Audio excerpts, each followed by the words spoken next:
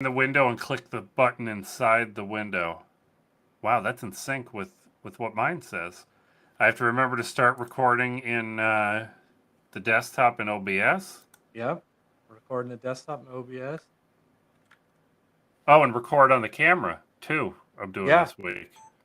Done. Boop. Did you hear that? I did hear them. Boop. Are we on YouTube? We are on YouTube. Is there anybody Why out is there other than me? Why is this window here twice? Oh, it's not. These are different. These are different. I could zoom So this in. this is worrisome, Pat. What is I've worrisome? In my lower right hand corner of my screen, I've got my OBS window, which has my camera capture in it. Right behind my camera, I've got Riverside. So I've got you mostly, but then my face You're there again too. beneath it. And then over here on this third of the monitor, I have the YouTube live stream, and I see our faces. And none of them are in sync. None of them are in sync. Well, it's a little weird for me because my laptop is sending this up to Riverside and back to my desktop for me. So that one, that's not far behind, but it's another one for sure. It's confusing. I'm gonna hide my little display here on my camera so I don't look at me. Okay. And you know what's new this week, Tubby? There's a red light on my camera. Right there. How's that new? Well, I don't usually hit record on the camera. Oh, it's like mine's not on. Now I'm gonna hit record, so my red light's on. Is that gonna work? Well, you might overheat if don't overheat. I already have the overheat warning. I'll just dump this on it. Dump it on there. Just dump it. So how have you been, Brian? I've been all right. I don't want to tell you what we did because we're going to make an episode out of it. So forget what I was about to say. We're not ready for that. I already know what you did. Did you know that this February was the second coldest February on record in Texas? No, I did not. Any guesses on what the coldest February on record was? The one before that? Yep. Shut up. That's here, all of Texas or just the Metroplex? I did not read the article. I only read the headline. I think all of Texas. I believe you. But don't quote me on that. And we've had some of our hottest years on record recently. Hottest months. Hottest months. Both sides of the spectrum. Yep.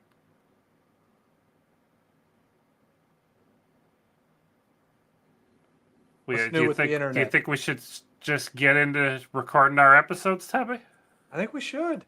I think we should too. What order do you want to go in? I don't know. Sounds like something that a well-organized YouTube media content creators would have ironed out already. Well, they're in an order here, but I opened this one up already because I wanted to find the right spot in the video. And I looped it and everything, so it's just cooking over here. It's just, look at that thing go. So should we just start here since we're already here? Yeah. All right. Hello, everybody. Welcome to another episode of the Butter What Show. I'm Pat Regan. I'm joined here with my co-host, BrianCMoses.com. And we're going to talk to you today. I'm excited about the Opulo.io Lumen PNP. That's a pick and place machine. It's an open source pick and place machine. What's a pick and place machine? That's what I need to tell you. And hang on, Tubby. I'm going to pause my upload because I noticed that I am a little bit... you were a little blocky in Riverside. I'm a little blocky, and I don't know... So we're just going to... We'll see what happens there. Move this back. Get my window... Oh, good gravy. I paused it. All right. You can ask me that again, Tubby, so I can edit it into the episode. All right. What's a pick and place machine, Pat? Well, I'm going to tell you what, Tubby. A pick and place machine, it looks a lot like a 3D printer or a CNC machine. And this one has a lot in common with a 3D printer. Except instead of depositing filament, it moves microchips around. And so you would, I'm going to itch my nose, Tubby. You would design your PCB in something like KiCad or Eagle, or probably KiCad, knowing us, and send that off to somebody like PCBWay. They will manufacture a printed circuit board. It's layers of copper and fiberglass. They'll send those boards back to you, and then you can put them on this machine to populate them with all the electronic components. Interesting. But it doesn't actually do the soldering for you, does it? Not quite. There's another step you have to do. You don't solder these the way you're used to. You don't use a soldering iron and yeah, how about that? I happen to have that on my desk. Yeah, you don't use a soldering iron. You put down a paste that has, I mean, it must be flux, the juicy, gooey, oily flux with little tiny beads of solder in it. And there's a way you use a stencil and you smear the kind of like butter in a slice of buttering a bagel. Butter what? Butter what? Well, you butter your PCB, Tubby. And it's a little more, it's not exactly more complicated than that, but it's a little bit of a delicate process. You have to do it correctly. And that leaves a little bit of solder on all the places where they're supposed to be soldered. It's a little sticky, gooey solder. And then this machine will drop the chips on top of those spots in all the right places. And then you put it in an oven. Okay. Which and for us, that would be a toaster oven. Almost literally. Not a microwave oven.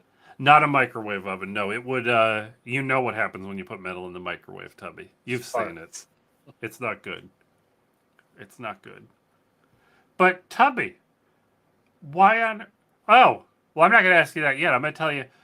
Earlier today, Jeremy and I interviewed the creator of this open source CNC machine on the Create Invent podcast, and yeah, I'll tell you, I was interested in having one of these last week, and now I'm even more interested after talking to Steven. Oh, there he was just for a second there.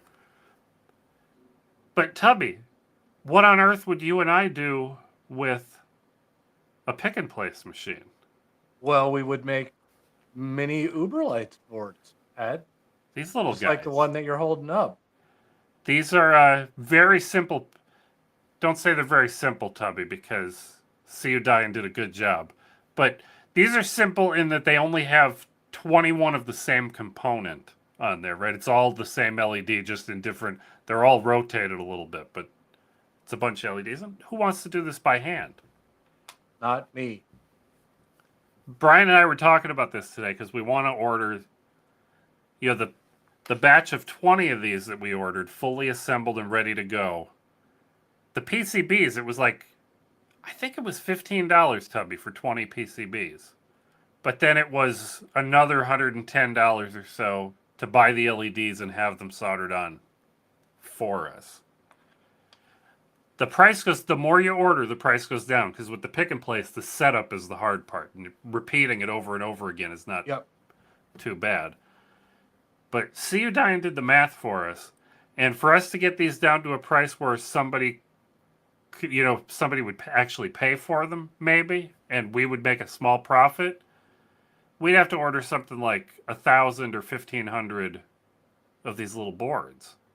That's a lot. It's a lot.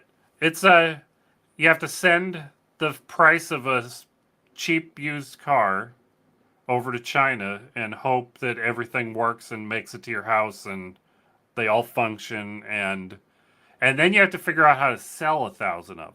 Yep. These both concern me. Yeah, it's an interesting conundrum. We were talking about this a little earlier today. What would you do if there's two of us and we ordered 2,000? If you had 1,998 of those in your closet because there wasn't interest or for whatever reason. You made a mistake and you made a mistake. Yeah, it could even be worse. I mean, they could be defective. Yeah. You ask and all need to be fixed or all need to be. I like the you could make small batches. You could continue to iterate. You could I don't want to say just-in-time manufacturing, but you But could you do could it. come pretty close. Yeah, yeah. I You mean, can come pretty close. you could maintain a small inventory, and if only 10 people bought them, well, that's a bummer, but at least it's not a, "Hey, I've got 1,990 more of these that I can't do anything Yeah. with." Almost 2,000 remaining assembled Yep. boards, finished products, instead of, I, you'd spent the, we should probably say the kit is now on sale, for sale. It's not on sale. You don't get a discount, but it's Yeah. available to I don't want to say pre-order. There's a 6-week lead time right now, but you can go and buy one today, and in 6 weeks you'll have a kit. It's $1,145, and you have to 3D print a fairly sizable number of plastic parts. He says it's almost a full spool of PLA to print, the legs and the Yep. The connectors and legs and the things. connect. But none of it looks like difficult prints. It's not like printing your MK735 case where there's prints that are, The take entire up the whole build volume. volume. Yeah, Yeah. nothing like that. It's lots of medium-sized parts. It's not a bad print. But why was I telling you how much it costs? We Oh, were talking, it was on sale. It it is was on. for Well, it's sale. for sale. It's available now. Steven's done a good job. I'm excited for him. He's doing good work here. But you could buy one now, and I was doing the math. I would much rather have a $1,200 machine here at the house, and a reel of 1,000 of these 2mm NeoPixels is about $56. I found them for on AliExpress. Okay. So, like, what if we bought 10 spools, enough PCBs to make 10 spools worth of lights and the machine, and we made 50 lights, and we have 6 spools left over, right? And Yep. I'd rather have 6 spools left over that I can sell or give to somebody or do something else with than have 2,000 Uber Lights boards that nobody ended up buying. Yeah. Yeah. I think that makes a lot of sense. So, when are you buying it? That's a good question. I didn't know I was until we talked to you right now. This is But this is the problem with inviting salespeople onto the Create Invent podcast. They're well, gonna God bless they're it, gonna Tubby, because this is what build a Jeremy good. said. Jeremy said this live on camera Did today. he really? That's the trouble. We keep inviting everybody with cool projects on, and we have to buy them all, and then Great. we're going to run out of money. Great minds think alike. But I'm sure Jeremy and I are both tempted because Jeremy could be making his macro pads with this. Yeah. I don't know. I've never asked how much of a premium he pays to have the LEDs soldered on for him. Yeah. But and See You Dying wanted to know how fast this machine was. That was our most hard-hitting question. Okay. And I'm going to tell you, See You Dying, I'm going to pick on you here because I told him how fast it was. It can do. Steven is pretty sure so far it'll do about 500 components per minute. And that's placed with vision, with the, in the correct spot. They're all checked and rechecked and rotated and whatever magic happens. And See You Dying was disappointed because he said some $8,000 machine that he likes can do 5,000 components per minute. And I looked it up, and he's right. It says it'll do 5,000, but that's without vision. When it's using vision, its absolute maximum is 3,500 parts per minute or per hour. Oh, a lot. But 7 times. Yeah. the recommended speed, the recommended maximum is 1,000 components per hour. So Okay. the $8,000 machine can go twice as fast as Steven's machine can go so far. He's still tuning it though. They're making improvements. But I think that's quite reasonable. Yep. I was excited. Can't remember how long ago we're gonna say, God, was this at the Alan Wickers when you got me into 3D printing? I miss the Alan Wickers. I miss the Alan Wickers too. It was a great place for anybody who's wondering about it. But I can't remember. We were talking about 3D printing and how neat it would be when you got to the point where machines could manufacture themselves. And Steven talks about the control board, the motherboard, that it can create its own. Yep. Once you've got it assembled, you could use it to create another one. Yep, And and they're doing not only that. They're eating their own dog food here. All the kits that are shipped are made on their own. The PCBs are all made on their own. The lighting for the 2 cameras and the motherboard are made on the That's awesome. on the Lumen PNP. That is very awesome. That's really cool.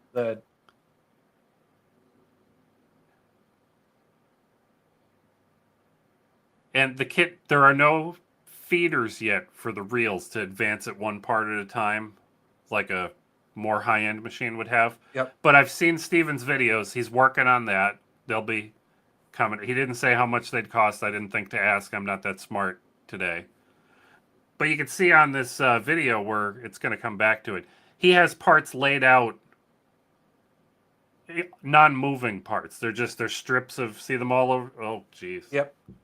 But, and I'll show a picture of that here. But it'll go find them, and when it gets to the end of the strip and you're out of parts, it'll say, "Hey, Tubby, load me back up." And PC load letter. I was going to say the words I had to bleep, but I don't have the bleep button. But you're absolutely right. But it's just like the Prusa when you run out of filament. It says, "Hey, dummy, you're out of filament." It's the same. And I imagine it'd be the same with the feeder. When you get to the end of the roll, it'll tell you, "Hey, put more NeoPixels in here, Pat." But yeah, maybe I'll be ordering this week, Tubby. What do you think? I can't talk you out of it. I don't know if you can. I can't. It seems like... Yeah, Brian and I have been mulling this over because it's either DS... In a vacuum, if we said we're going to order $2,500 worth of Uber Lights Micros, and that's all we're going to do. Just doing that, yeah, that makes sense. Just do it.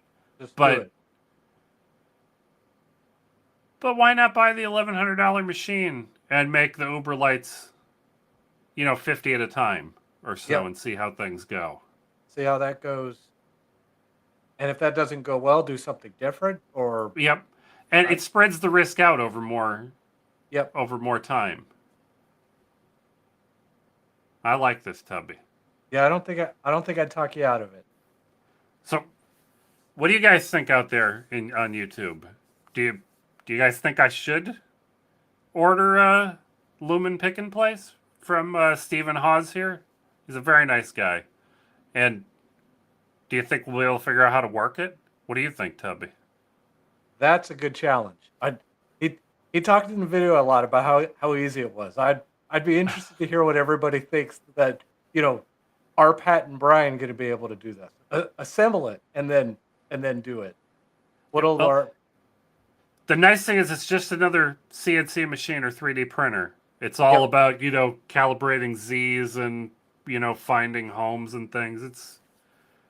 We have some practice in a lot of this. But you should let us know in the comments if you think we're going to succeed with one of these if we decide to pull the trigger tomorrow.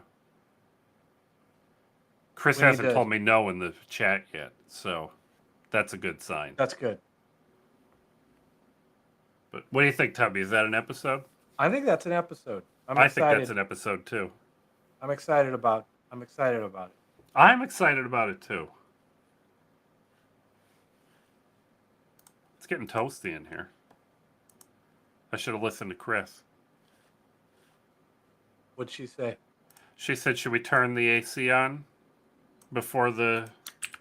Yeah, you could, Wyatt Derp. You could make your own flight controllers. You absolutely could make your own flight controller. One of the things that I wanted to talk about was assemble an entire quad. I mean, I don't know how you would do it. Entire quad. That might not be worth doing, but you can make ESCs. You can make. It'd be fun to do just to say, hey, look what we did. We got a 5-inch quadcopter frame side PCB, and you just pick and place, and maybe solder the motors on, and maybe that's it. That would be really interesting. I would never say that that's a good idea, right? Because I'm gonna loop this next one too, Tubby. You can't see it yet. What's the next one? I'm excited about it. The next one is the end table. Oh, okay. Yeah, that's a good one to loop.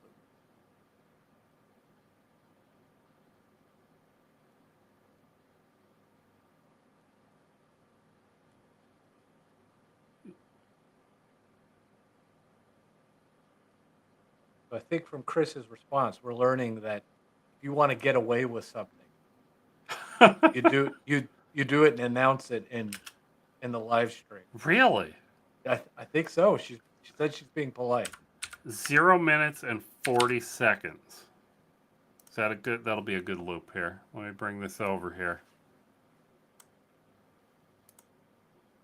We'll take the. Oh, I saw him.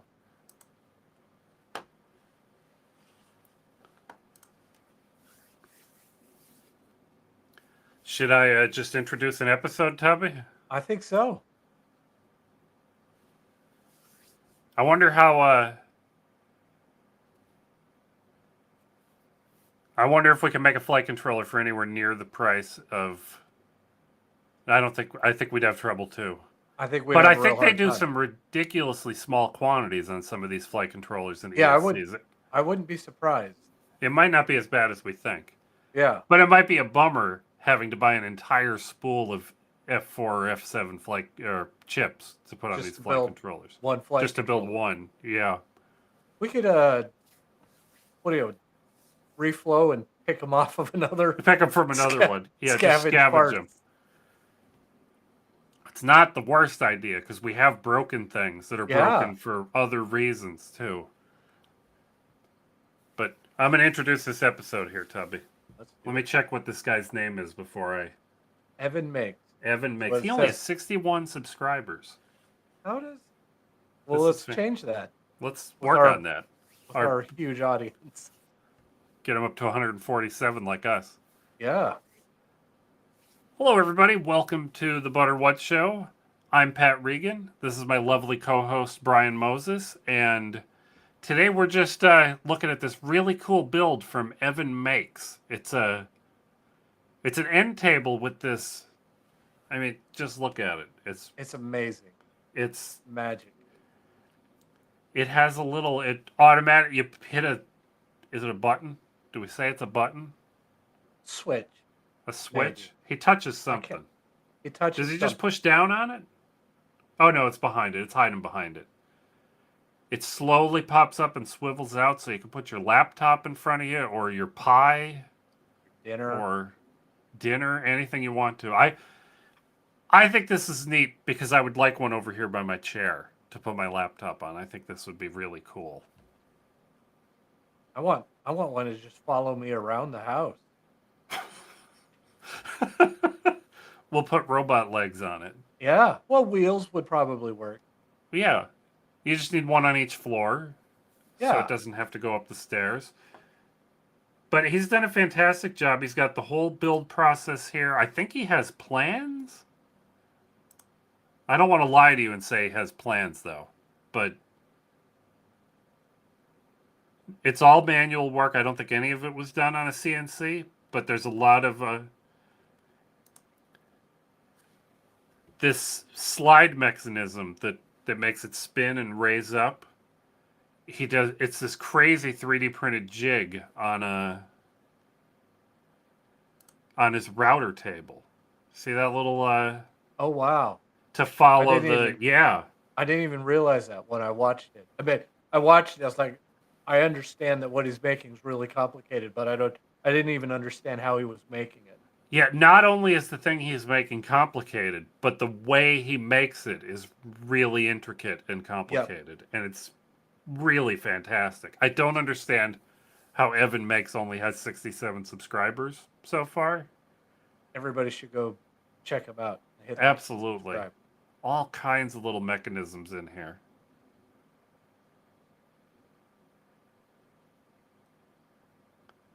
And this reminds me of some of the locking mechanisms that this old Tony took apart and explained to us once. Yes. The way that works, it goes one way and then it retreats and goes the other way. And when you do it again, it goes the other way. Jeez, he's doing that on a table saw. But I knew this wouldn't be a long episode, but I think it's really cool and you should check it out. It's a fantastic piece of It's work. got magic to move that button out of the way. I don't even understand.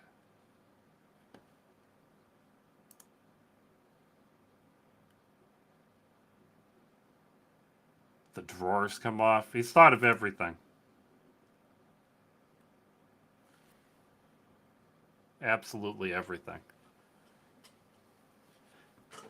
That was a really short episode, Tubby. That was. How a do you short feel about episode. that? That's going to be interesting to learn about.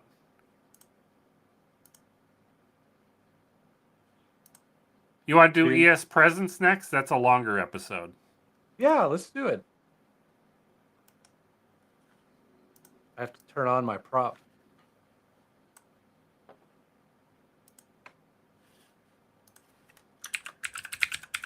None of my home automation has gone wonky and turned things on or off. That's good. fantastic. It's a segue into the next topic.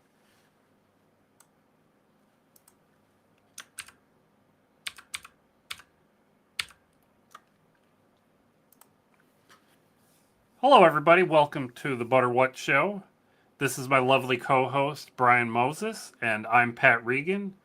And we're going to talk to you about something called ES Presence. It's a presence detection system that runs on tiny little inexpensive microcontrollers. And the reason we're going to talk to you about it today is because our friend Uncle Brian over here, he just set this up like about a week ago, and he's been adding all kinds of automation to his home assistant setup based around ES Presence.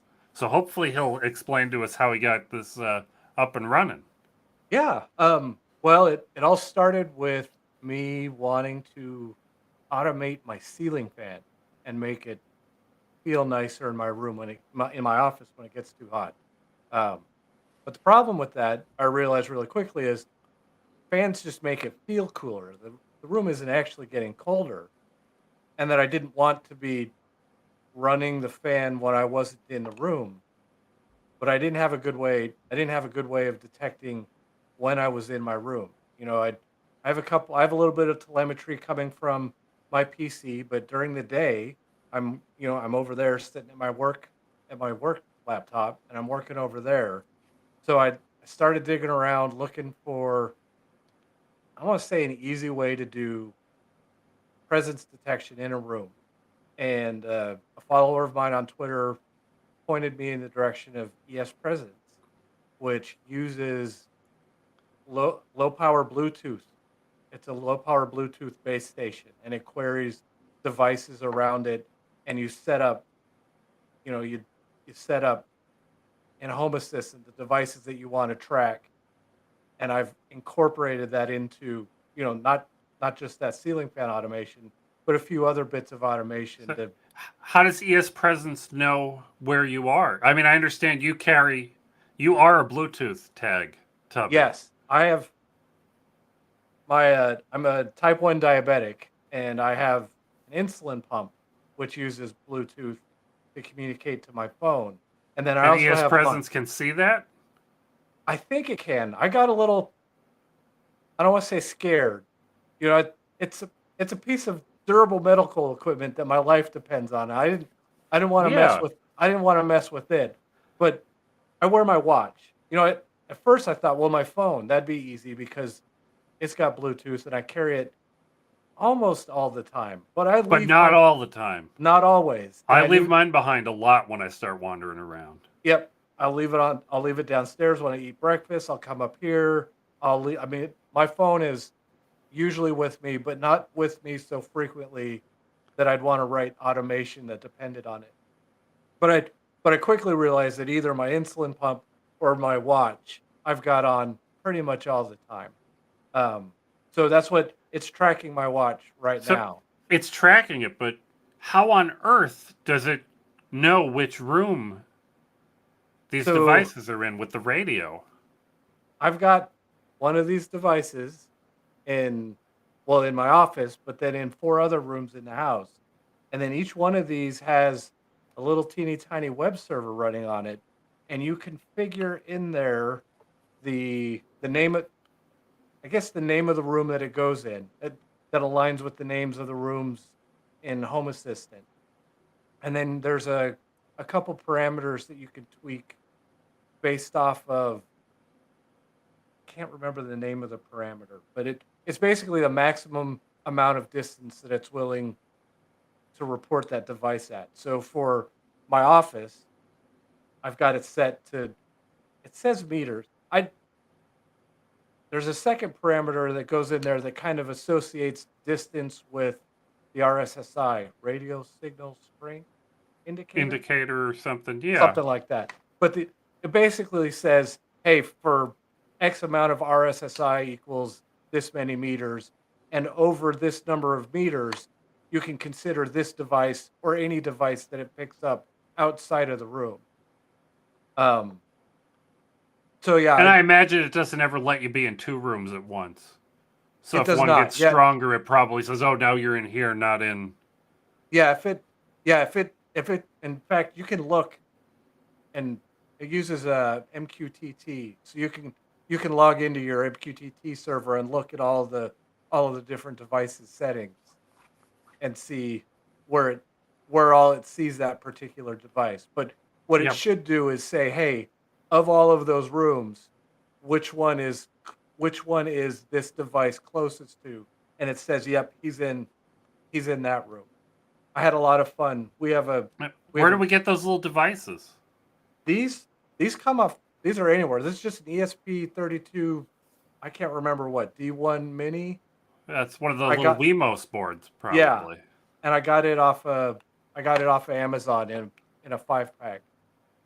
They were $4 each 2 years ago, Tubby. That's a bummer. What? It's, How much? they're a little more now, but they're still inexpensive. Yeah, yeah. I bought those. I bought a little 5 pack of USB power adapters and 5 short micro USB cables. But altogether, it wound up costing about $12 a room to add presence detection in that across the house. Uh-oh. Did I lose you, Pat? I think we lost Pat.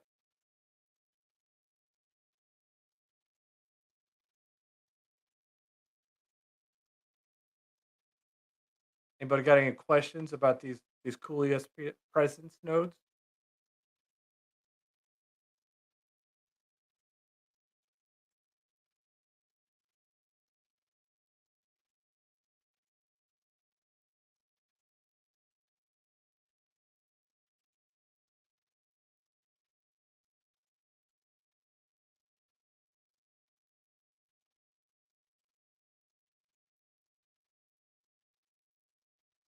Oh, look at that.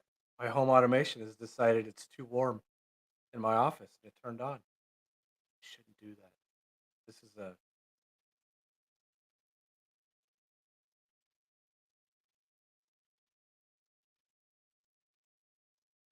not what it's supposed to be doing.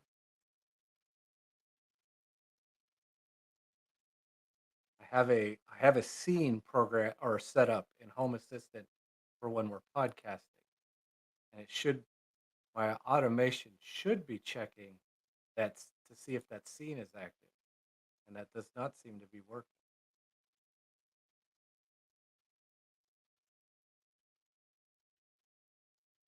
Don't tell anybody I did a bad job.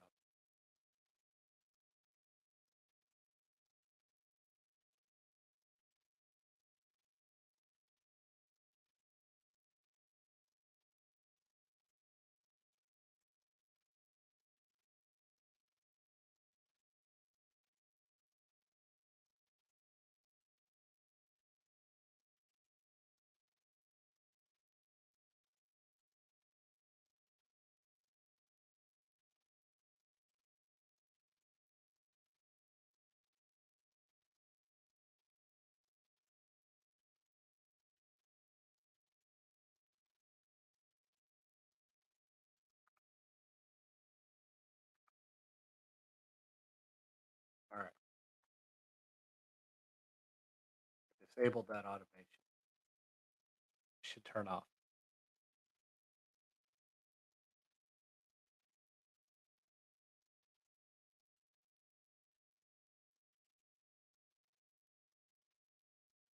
That's gonna be so bummed out. He missed a chance to to tease me for writing silly home automation that doesn't work.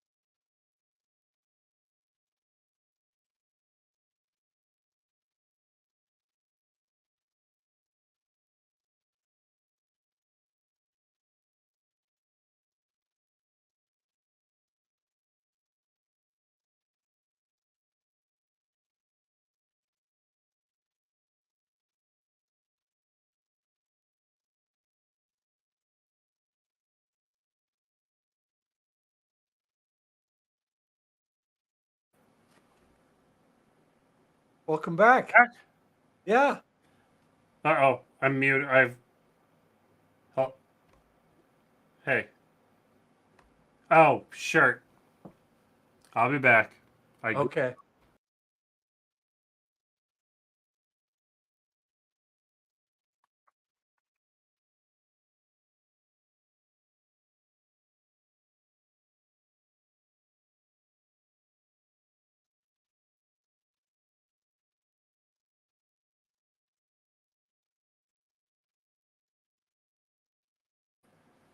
Am I really back this time? You're back. I can hear you. Oh, I can hear you. Good. Oh, that's good. Well, good for you. Good for you that you can hear me. Maybe. I keep an old, a configurable power brick thing back Okay. here on my laptop. I've had it for 3 laptops now. And it just gave up the ghost. Well, it has a little indicator for the voltage, and it's supposed to say about 19 volts. And it was dropping down to 16 and back up to 18 and back down to 16 and back, and it was cold. It's usually warm. So Interesting. I think it finally has Expired. said no more, Tubby. But I recorded all of that because it's recording on the camera. That's exciting. Isn't that exciting? How much did you miss out on? Well, I don't know. I couldn't hear it because I was. Oh, geez, I tangled my wires. I'll be okay. Don't yank anything out. Have you said enough things for me to ask another question? I think. Well, I was telling everybody how. I was telling you and everybody else about how it costs about $12 a room to add presence detection. How many rooms have you presence detected so far? 5. My office, my bedroom, the dining room downstairs, and then the kitchen and the den, TV room. Okay. And That's the pretty kitchen, good. it's not. It's kind of a great room. There's no real division between the kitchen and the den. So it was kind of fun to sit there with my laptop and my watch and walk around and see, when it flipped over to the other room and tweak the two base stations so that it was kind And you'd of probably have to accurate. tweak that per client device, Per right? You wouldn't device, be, well, and because I doubt you'd be able to say all five. This is where because everybody's device is going to be a little it's going to be chattier. different. Yeah, a little chattier, and you know, when my back is facing away from one, the Bluetooth is going through my whole body. But if I just spin 180 degrees, it jumps up. So yeah, I don't want to say imprecise. It takes just a little bit of fiddling, and you have to understand that there's going to be some, I guess, I don't want to say inaccuracy, but there's a little bit of once you get to the border, you can connect to, you Yep. might start running into problems. At least a lot of your automation is going to work for both of those rooms at the same time, right? Yeah, You're probably yeah, not going to turn the light off in the living room when you're in the kitchen when you can see yeah, the living room, right? It's not. yeah. The biggest problem I've had is with like it just saying I'm not home for some reason. Like I had one of them locked up or something weird. I had to unplug it and plug it back in. But it's not like I'm up in my office and it all of a sudden says, "Oh no, he's downstairs in the kitchen." So it's been This fun. sounds I've pretty good. And what is this called? ES Presence With an S at with the an near S. the end. Yeah, ESPRENSE. Yeah, the C is an S, The C. and we Yeah, assume we're pronouncing it right. yeah. We could be pronouncing it wrong. If we're doing that, let us know in the comments. Please let us know in the comments. And all you fine folks at home in YouTube land, are you guys home automating things? Are you guys going to give ES Presence a try? Or are you already using it? Or are you doing something else? There's a lot of interesting presence detection projects. Or Yeah. different Are ways you as people are trying to creeped out tackle by it. having cameras all over the house recording and watching which rooms you're in? I'm creeped out by that. I'm a Let little us know in the comments about this stuff because we want to sure. know if you're creeped out too. Did we leave anything out of that episode, Tubby? I don't think we did. We didn't talk about my blog, but that's Well, it'll be linked. We'll yeah. link it. I'm It'll not be at the worried about it. bottom where it says Yeah, Brian right here. Moses. It'll be there. Mick. Tubby, I'm going to unplug my headphones for a second because I tangled Okay. them up in my new power cord.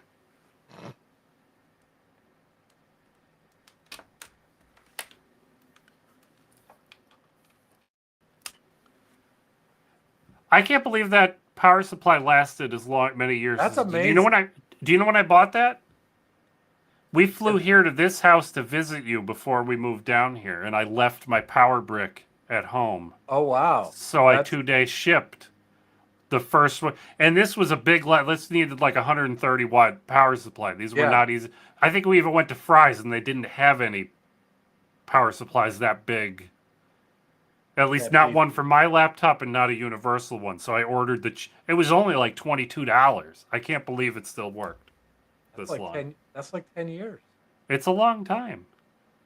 You missed it. My automation for my ceiling fan came on right in the middle of that. Uh-oh. Yeah, that's what I said. I was telling everybody I did a bad job and that you missed the chance to give me a No, hard time. no, I mean you have no video. Oh, geez, yeah. My camera shut off. Overheat. Well, Tubby, I won't complain if we got 3 episodes because we got 5 last week.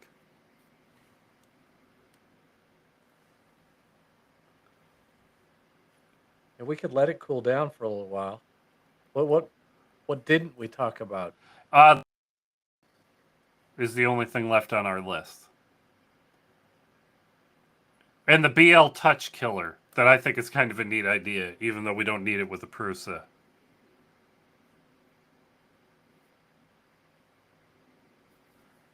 If I play a video, can you see it over there? Uh-oh. Brian hasn't talked to me in a while. Oh, good. I'm here. I'm waiting for the video. Oh, my new good. video.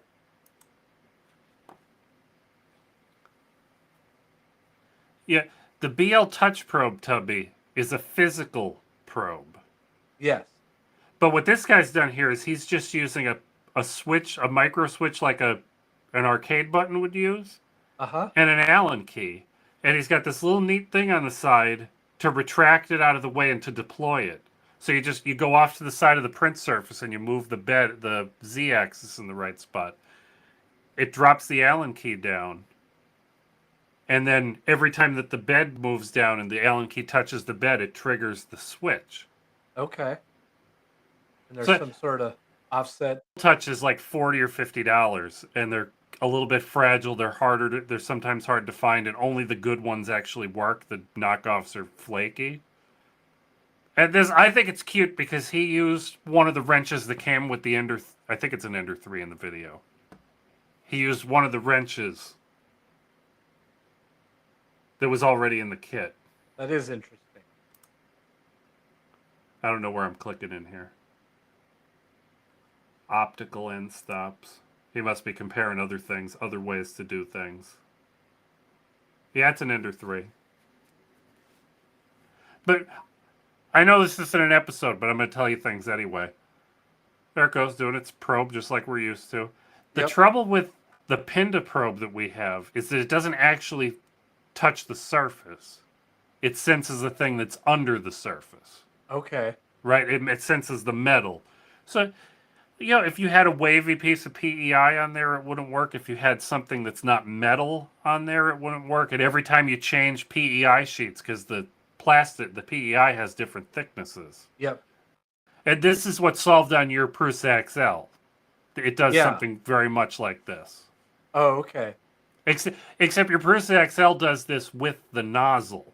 With The the nozzle nozzle. touches the bed. But he's done a much cheaper, simpler, less invasive mod to his printer than trying to. Prusa had. I'm sure they did a lot of engineering Yes. to make that sensor So- on the XL. And the poor guy, he's got a divot in his bed where it's not. It's poking through a little bit there. I remember him complaining about that. But I'm gonna I'll queue this up for next week, Okay. next month, Tubby. Oh, he has Yeah, I nice wonder why my- calipers. Yeah, he does.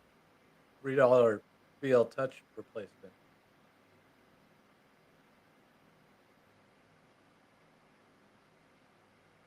Yeah, I wonder what did I change this week? Well, we started like a half hour early this week. Is your office as warm as mine today too? It was cold to start off with. I had to. Yep. It was I didn't down around notice. 71.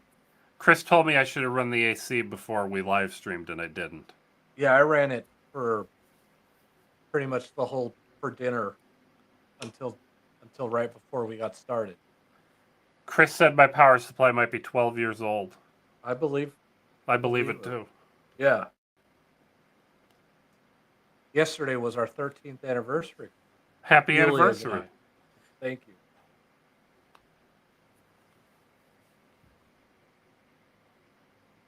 What's the 13th anniversary? Like the Munsters Adams family. I don't know. Yeah. 1313 Mockingbird Lane is where they lived. Did you know that I used to be under the impression that the Munsters were a ripoff of the Adams family. No, they came first. Is that true? What I do know is they were within a few weeks of each other. Okay. They were both under development at the same time. They just didn't air. They aired within a week or two of each other for their first episodes. But they might have been in. I don't know the order. Yeah. Yeah. But I'd believe you if you told me the Munsters came first.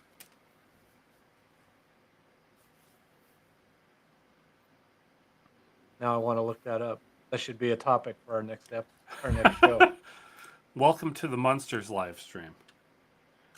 Who came first, Munsters or Adams family?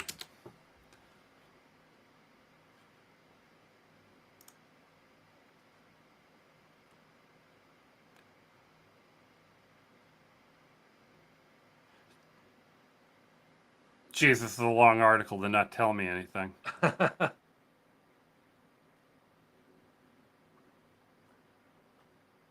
The Munsters came first, sorta. it says.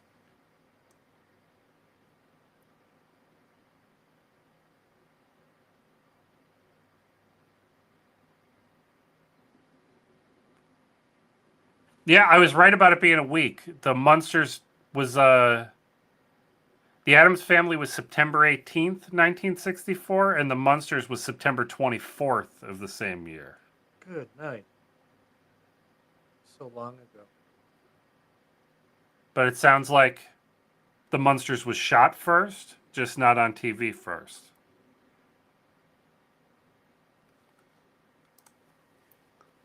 Yeah, I bet you guys didn't know we'd be talking about the The Munsters. Munster. I didn't even know. It's not even in our show notes. Yeah, Frank, I'm excited about my next laptop when I'm able to make that happen.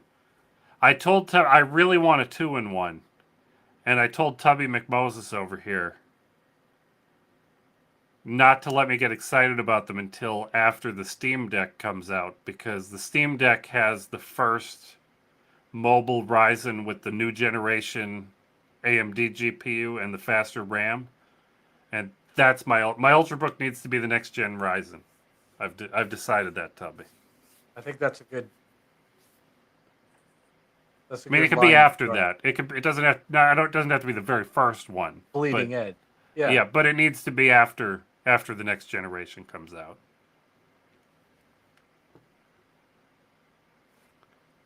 So, what do you think, Tubby? You think we could turn you back on and get a Pinesil episode out? Don't turn it on yet because I didn't open the windows yet. I forgot about that part. Don't forget your prop. It's right here. I covered it up with more cables, though. There was the meh daily deal today was two 18-watt USB-C power supplies. Oh, they don't- 18's too small. Well, no, it's 17 for the Pinesil, but it needs to do 20 volts. No, it And needs this- to do 60, 65. Well, 65 is the limit. This Pinesil can use up to 65 watts. Oh, okay. And if you're down at 18, you're going to solder. It'll work, but you'll solder small Bumpy. things. Yeah. What can I do here, Tubby? I can zoom in. And I can zoom in over here.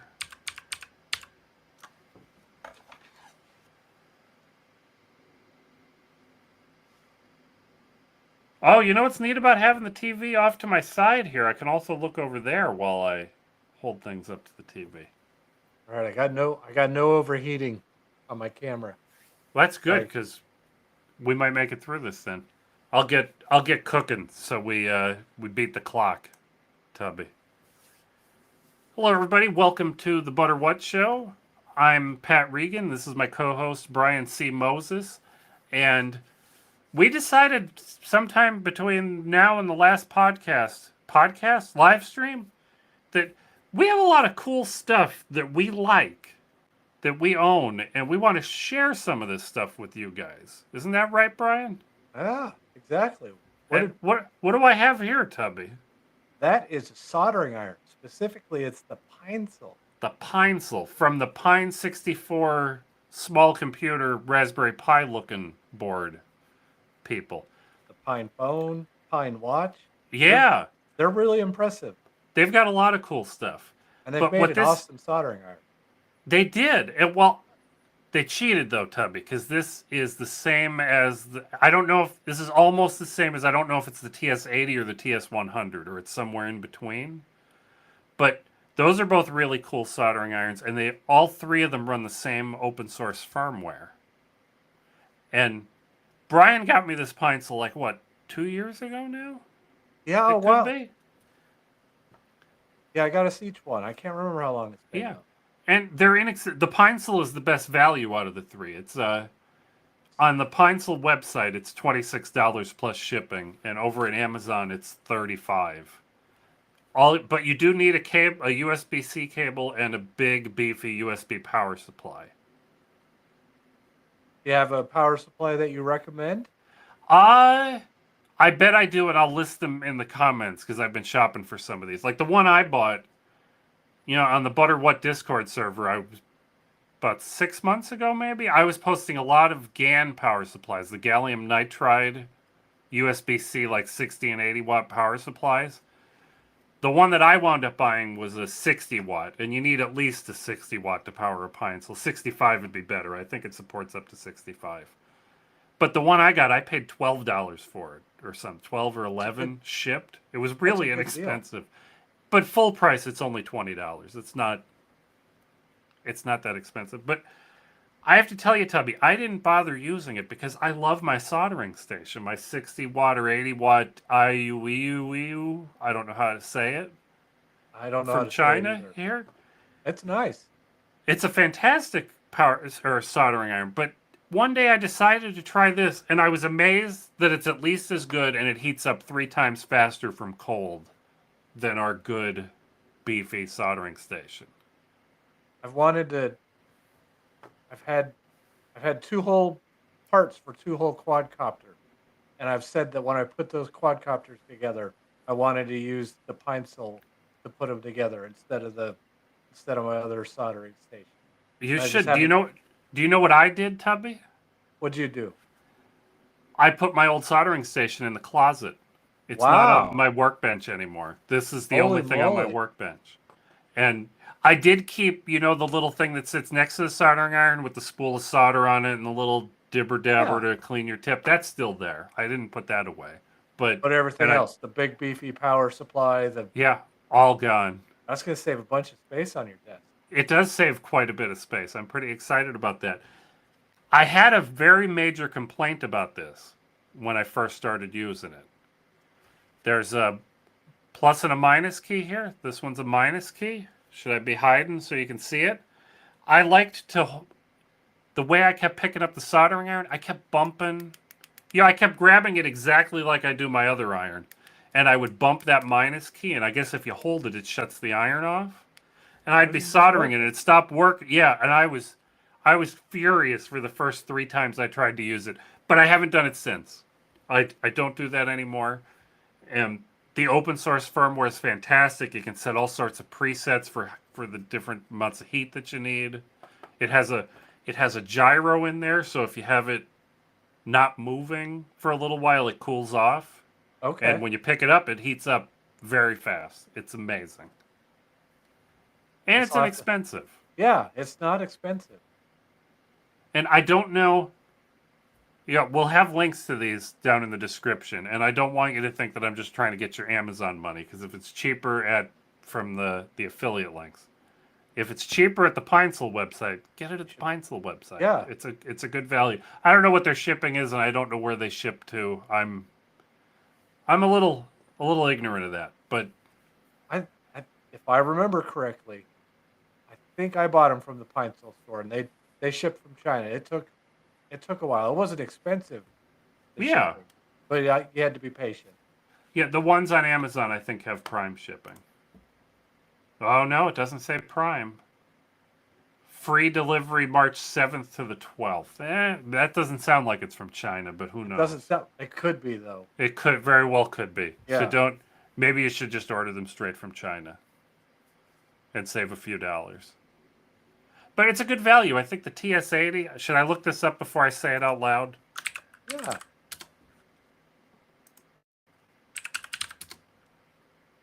Should I have wrote soldering iron on there too?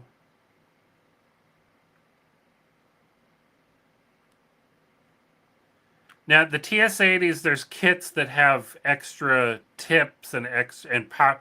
There's one with a power supply for $120. There's one with no power supply for $80 for a TS80, and the TS100 is the older model. And you would think 100 would be better, but I'm not sure that it is. Yeah, I don't remember. I remember researching that once and being confused.